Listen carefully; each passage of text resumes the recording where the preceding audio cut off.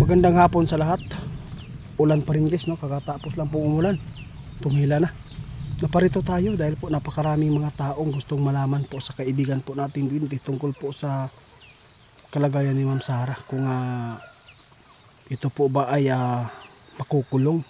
Dahil po napabalita ngayon sa social media, hindi lang sa mga maliliit na mga content creator, kundi yung pati yung mga malalaking network nagpapaabot na rin na meron pong nakita na isusunod po sa pag-aresto at pinapangalanan na po ito.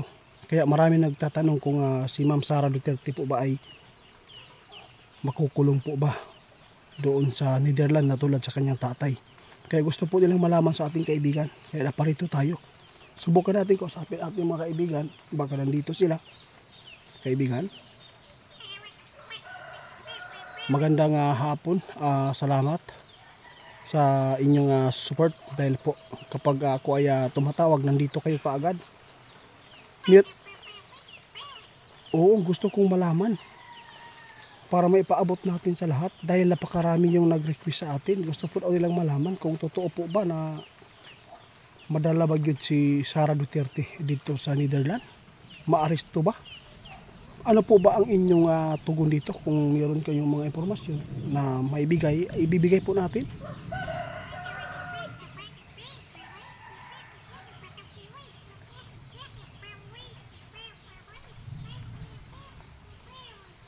Nako po guys, nakakaawa.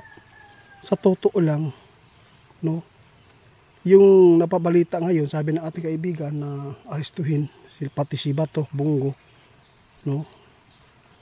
Ang masaklap lang po dito kung bakit po na ganito po ang ating batas po dito sa Pilipinas. Bakit po yung taga-ibang bansa ang nakisaw-saw po dito? Masakit po isipin, kaibigan, di ba?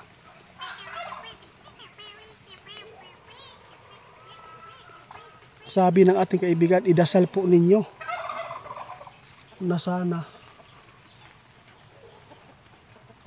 si PBM ay hindi mapasukan po ng hindi maganda. Kasi po pag nagbigay po ng kapag nagbigay daw si BBM guys ng pahintulot sa ICC na ipa-aresto si Sara Duterte, alam po natin na ganyan po din mangyayari, na matulad din po siya sa kanyang tatay. Pero nagtaka po ako kaibigan, bakit po si Sara Duterte isasali po dito? Oo nga, noong si Sara Duterte na po yung naging mayor noon. Tapos yun, may drug on war pa rin at saka killing. Kaya ito po ang nangyari. Pero gusto kong malaman kaibigan, yung clear talaga na may paabot natin. Kung papayag talaga si BBM na bigyan po nilang pahintulot na arestuhin si Sara, posible talaga na madala. Nakakalungkot guys. Na agad ay posibilidad guys na si Ma'am Sara Duterte madala sa ICC kung papayagan man ni BBM na aarestuhin po ang kanyang Vice President ngayon. Napakalungkot isipin sa mga Duterte ngayon nangyayari. Ano po?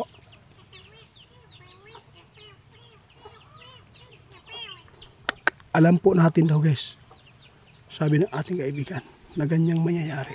Dahil po alam po nila, walang ibang pinaka-sikat at pinaka-mamahal at pinaka-malakas na mga politiko kundi yung mga Duterte. Alam po nila.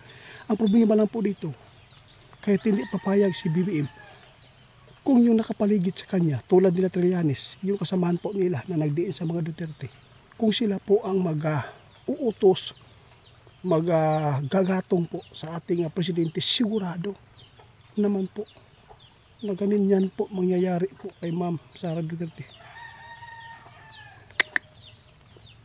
Parang ginigipit sila kaibigan. ano na lang po ang ating maipayo sa lahat po ng mga supporters ng mga DDS na para ay hindi po sila makagawa po ng masama.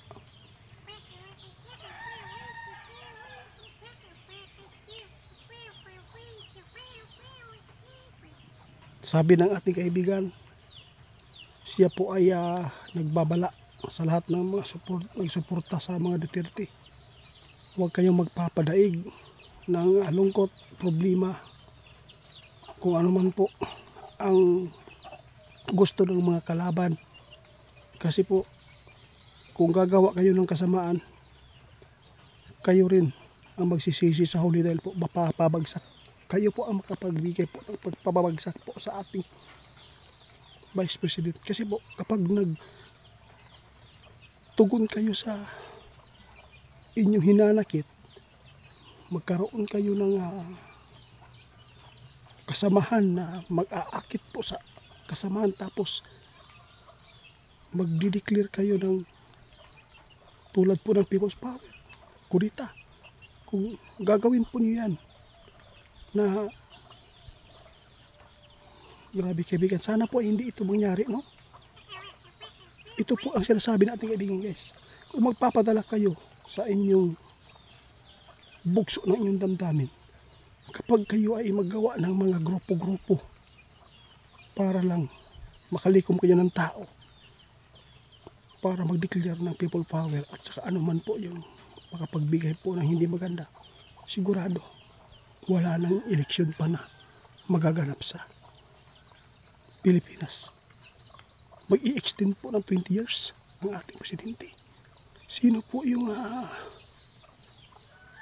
mai-stress dito, di ba? Kayo. Sayang ang inyong pagmamahal sa mga Duterte kung magpapatala kayo. Ito po yung sabi ng ating kaibigan.